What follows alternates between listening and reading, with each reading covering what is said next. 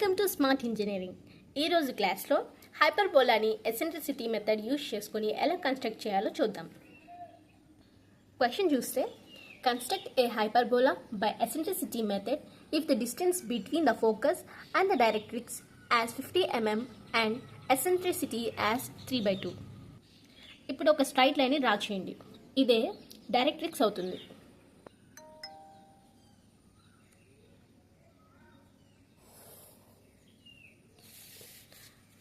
దీనికి ఏ డాష్ అని నేమింగ్ ఇవ్వండి.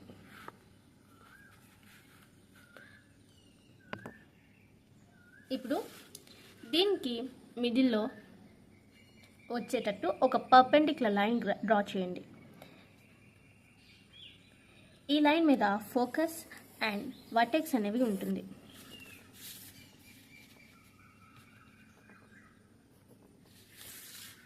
ఇప్పుడు క్వశ్చన్లో the distance between the focus and the directrix as 50 mm అన్నారు. అంటే డైరెక్ట్రిక్స్ అలాగే ఫోకస్ మధ్య డిస్టెన్స్ ఎంత 50 mm, అంటే 5 cm ఉంది అన్నారు. ఇది డైరెక్ట్రిక్స్ కాబట్టి ఫోకస్ ఈ లైన్ మీద ఉంటుంది. డైరెక్ట్రిక్స్ నుంచి ఫోకస్కి 5 cm అన్నారు. అంటే ఇక్కడ నుంచి ఇక్కడ వరకు 5 cm ఉండాలి. ఇప్పుడు ఈ 5 cm 5 పార్ట్స్ చేయండి. లైన్ డివిజన్ మెథడ్ని యూజ్ చేసుకునైనా చేయొచ్చు, లేదా డైరెక్ట్గా 5 పార్ట్స్ని ప్లాట్ చేయొచ్చు. ఎందుకంటే 5 cm కాబట్టి 5 పార్ట్స్ చేయాలి కాబట్టి ఒక్కొక్క పార్ట్ 1 cm అనేది వస్తుంది. 5 పార్ట్స్ చేసాం కదా. ఇప్పుడు ఇక్కడ ఎసెంట్రిసిటీ 3/2 అని ఇచ్చారు. అంటే వర్టెక్స్ నుంచి ఫోకస్ వరకు 3 పార్ట్స్ ఉన్నాయి అని అర్థం. First part, second part, third part. అంటే వర్టెక్స్ అనేది ఇక్కడ ఉంది, ఇది ఫోకస్ అవుతుంది. ఈ పాయింట్ని ఫోకస్ కాబట్టి ఎఫ్ అని నేమింగ్ ఇవ్వండి. ఇది వర్టెక్స్ కాబట్టి వి అని నేమింగ్ ఇవ్వండి. ఇప్పుడు చూసినట్లయితే వర్టెక్స్ నుంచి ఫోకస్కి 3 cm డిస్టెన్స్ ఉంది. 3 cm కాబట్టి వర్టెక్స్ నుంచి ఈ పాయింట్ నుంచి వర్టెక్స్ పాయింట్ నుంచి పర్పెండిక్యులర్గా 3 cm లైన్ని డ్రా చేయండి. అలాగే 3 cm లైన్ని కిందకి డ్రా చేయండి.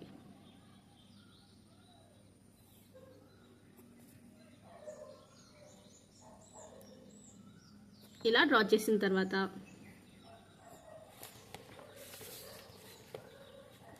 ఈ పాయింట్ అండ్ అలాగే ఈ పాయింట్ కలిసేటట్టు ఒక లైన్ని డ్రా చేయండి.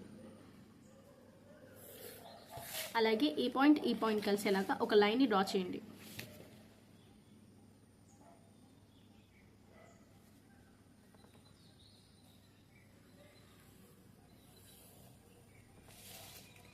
ఇలా డ్రా చేసిన తర్వాత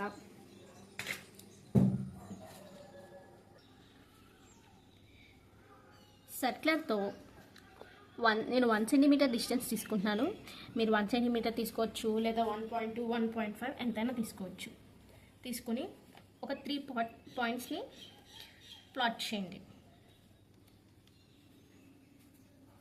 ఇప్పుడు ఈ పాయింట్స్కి నేమింగ్ ఇవ్వండి. ఇది వి కదా, దీని తర్వాత 1, 2, ఎఫ్ తర్వాత 3, 4, 5 ఇలా నేమింగ్ ఇచ్చిన తర్వాత ఇలా ఈ పాయింట్స్ని జాయిన్ చేయండి.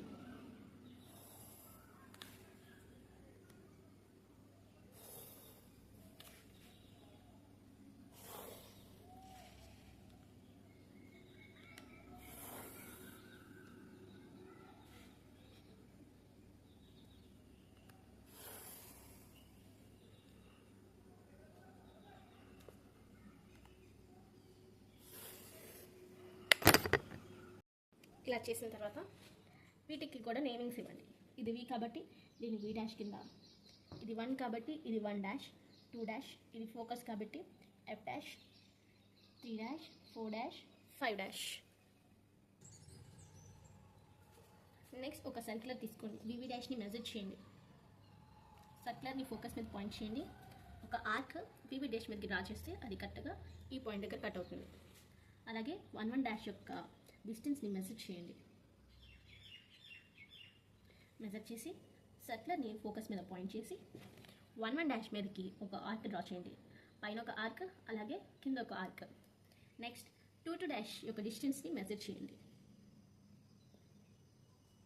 మళ్ళీ ఫోకస్ మీద సర్క్యులర్ని పాయింట్ చేసి 2 మీదకి పైన ఒక ఆర్క్, అలాగే కింద ఒక ఆర్క్. అది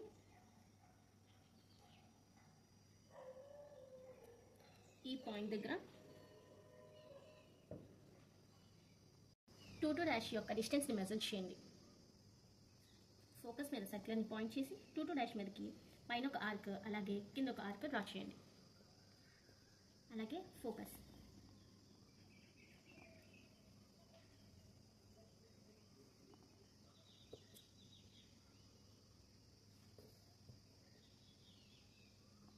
నెక్స్ట్ 3 యొక్క డిస్టెన్స్ని మెజర్ చేయండి సర్క్యులర్తో.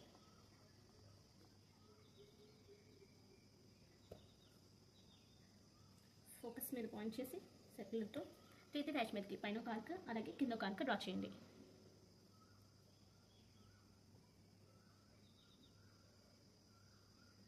అది ఇక్కడ కట్ అవుతుంది.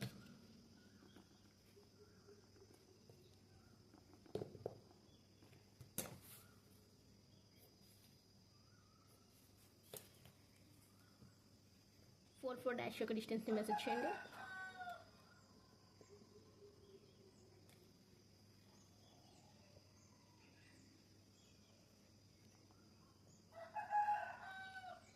ఫోకస్ మీద పాయింట్ చేయండి. 4 మీదకి పైన ఒక ఆర్క్, కింద ఒక ఆర్క్ డ్రా చేయండి. ఇది సరిగ్గా ఇక్కడ కట్ అవుతుంది. నెక్స్ట్ 5 యొక్క డిస్టెన్స్ని మెజర్ చేయండి. ఫోకస్ మీద పాయింట్ చేసి లైన్ని ప్లాట్ చేస్తే పైన ఒక ఆర్క్, కింద ఒక ఆర్క్ డ్రా చేస్తే పాయింట్స్ అనేవి ఇలా వస్తాయి. ఇప్పుడు ఈ పాయింట్స్ని జాయిన్ చేస్తే వచ్చేదే హైపర్బోలా.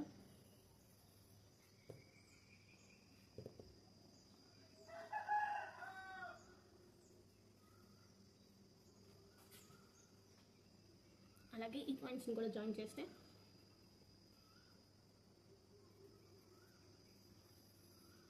హైపర్బోలా కర్వ్ అనేది ఇలా వస్తుంది.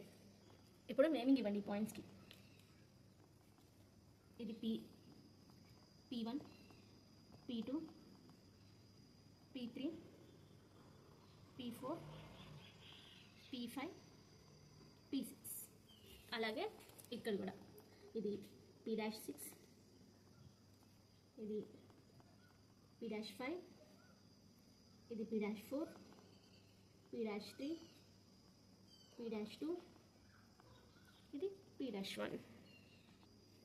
ఈ హైపర్బోలా కర్వ్ మాత్రమే డార్క్గా ఉండాలి, మిగతా ఈ లైన్స్ అన్నీ లైట్గా ఉండాలి. అలాగే ఈ P1, P2, P3 పాయింట్స్ అనేవి ఖచ్చితంగా ప్లాట్ చేయాలి.